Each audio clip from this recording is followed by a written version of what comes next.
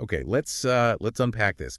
We're diving deep into a whole stack of sources looking at, well, whether starting a duct cleaning business makes sense. Right, it's more than just dust bunnies, apparently. The sources suggest there's a pretty significant market growing here. So our mission for this deep dive, Hmm.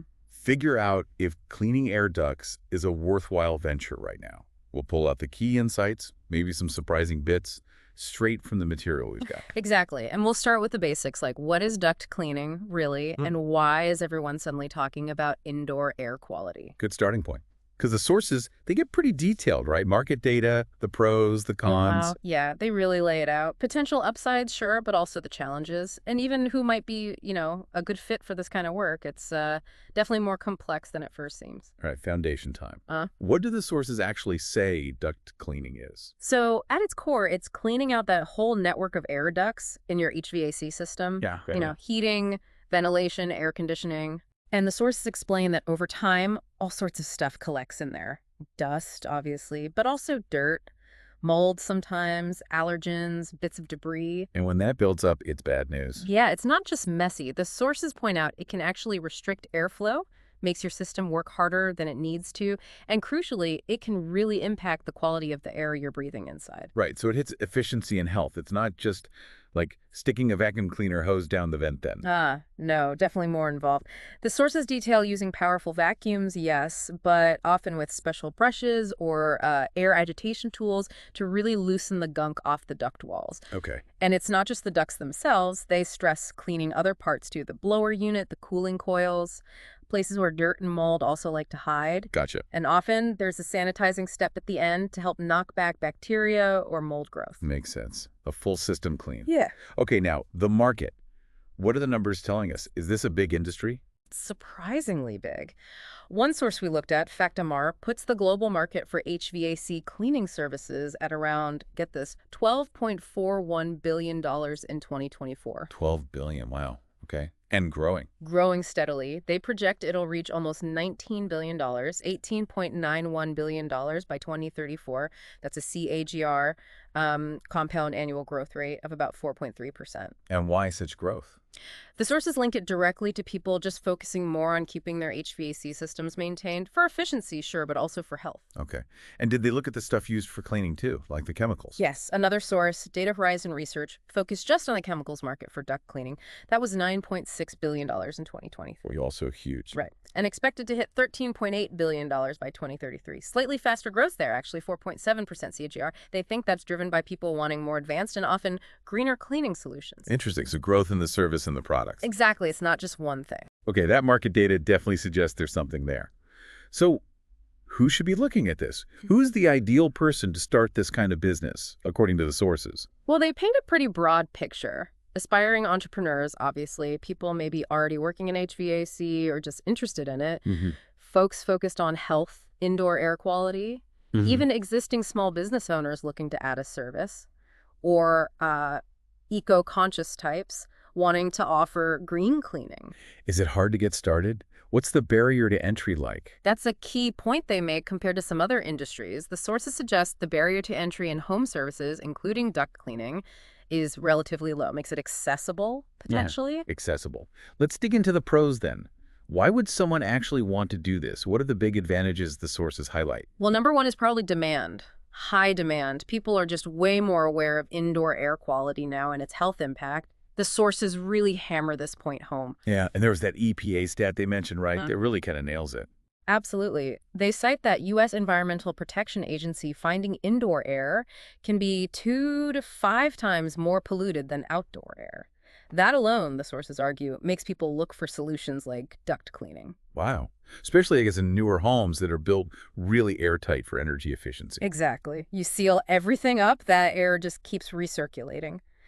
And the sources note, in places with really hot summers or cold winters where the HVAC runs constantly, duct cleaning becomes almost essential maintenance. Right. Plus, they mentioned the potential for repeat business. Recurring customers, service contracts, that means a more reliable income stream, not always chasing new leads. Makes sense. What about competition, though? Is it saturated everywhere? It depends. The sources say, yeah, big cities usually have plenty of providers, but But in suburban areas, smaller towns, sometimes there's surprisingly low competition. They frame that as a real opportunity if you do your research and find an underserved area. So find your niche geographically. Okay, let's talk money. Profit margins. Are they any good? That's definitely highlighted as a big pro. High potential profit margins. The sources give typical price ranges, maybe $300 to $1,000 for a house, but for commercial jobs, $1,000 to $3,000, maybe even more. Depends on the size, obviously. And the but cost after you buy the gear, are they low? That's a key point.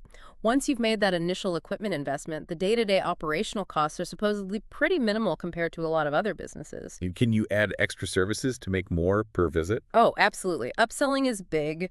The sources list things like cleaning dryer vents, super common add-on, offering basic HVAC maintenance, maybe mold remediation if you find it, air quality testing. And those add-ons bring in decent extra cash. Apparently so.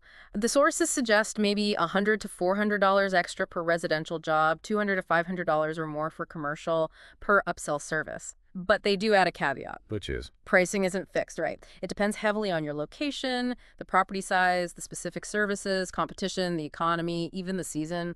Lots of variables. Got it. Flexibility was another pro mention. How does that work? It's pretty scalable. You could start really small, one person, a van, the basic gear, then grow from there, hire technicians, expand your area. Part-time or full-time? Either, apparently. You could ease into it part-time or go all in. And you can run it from home, at least initially. Right, avoiding that office rent. Exactly. Cuts overhead way down. You can stay lean, build up the business, then maybe get a physical space if you need it. Okay, you mentioned equipment costs. The sources called it a one-time investment, which sounds like a pro, but you also said it's a challenge later. Can you clarify that a bit? Yeah, good question. It's kind of both. The pro is that the big cost, that $5,000 to $50,000 initial outlay for the HEPA vacuums, air scrubbers, brushes, it's mostly upfront. Okay. That equipment is durable, professional grade. It should last. The sources emphasize minimal ongoing maintenance compared to, say, constantly replacing inventory or fixing up a fleet of older trucks. And you're not constantly buying products to resell. Precisely. It's equipment-driven, not product-driven. No constant restocking worries. So long-term, the cost structure looks pretty good. That's the pro side. The challenge side is simply coughing up that initial $5K to $50. Got it. What about getting customers to come back? Recurring revenue. That's another significant, plus they highlight, it's not like a daily need, but people typically need ducts cleaned every, say, 1 to 3 years, according to some sources. So you can build a base of repeat clients. Building relationships then. Exactly. The sources suggest things like offering annual service contracts, maybe at a discount to lock people in, and partnering with local HVAC companies for referrals. That can be huge for steady leads. Mm-hmm.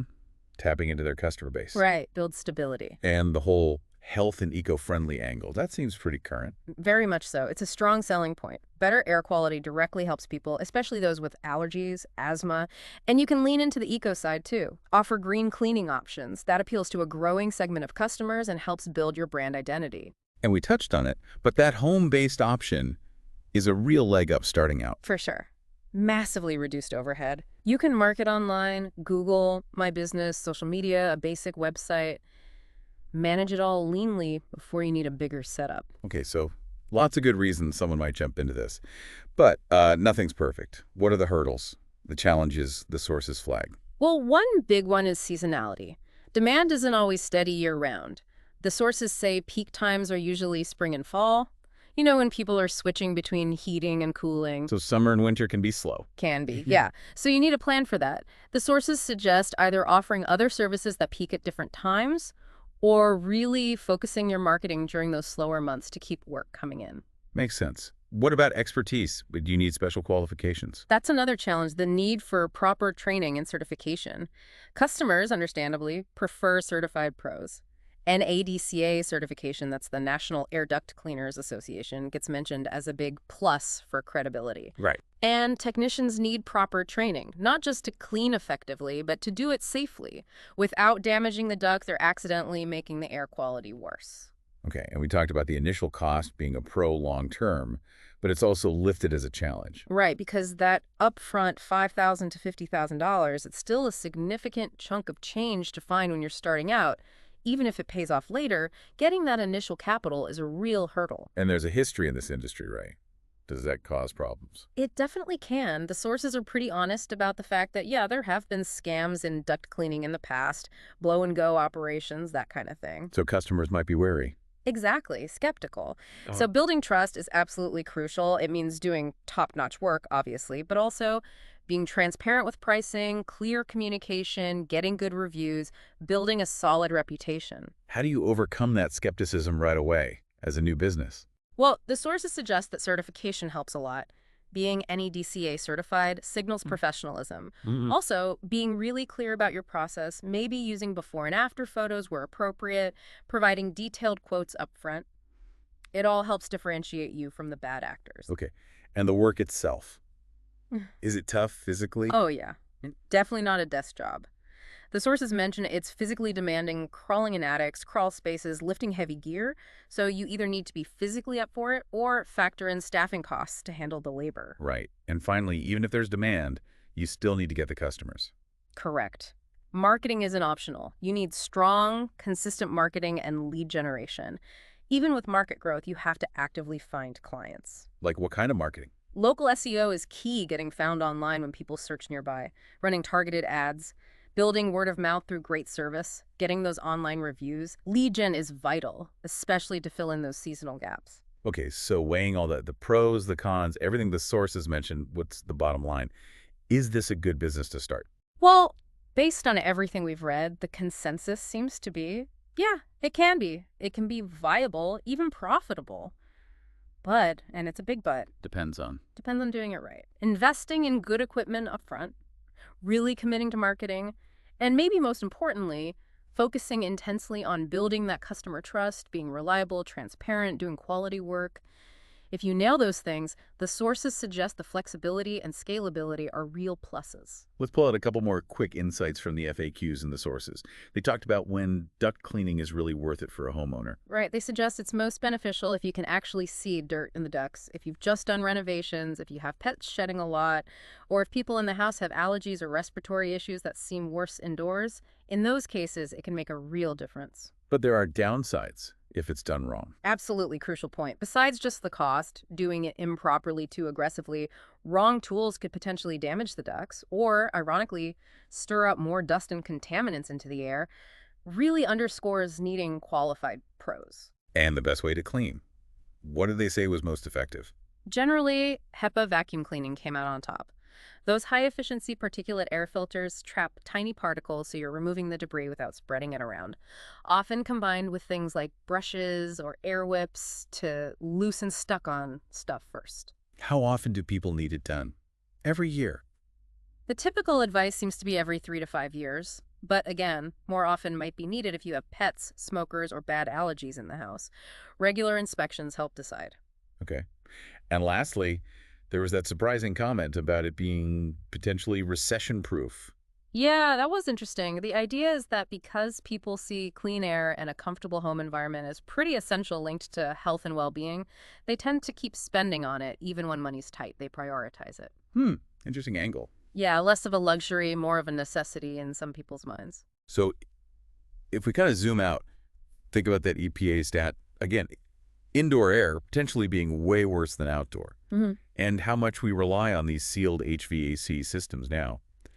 Maybe looking at the business of cleaning those systems gives us a different perspective. Yeah, like a window into this sort of invisible environmental health issue that's literally right under our noses in our homes and workplaces. It definitely makes you wonder, how much do we really think about the health of our indoor spaces day to day? Is it just another chore, another service, or is it something more fundamental, as maybe something for you, the listener, to chew on?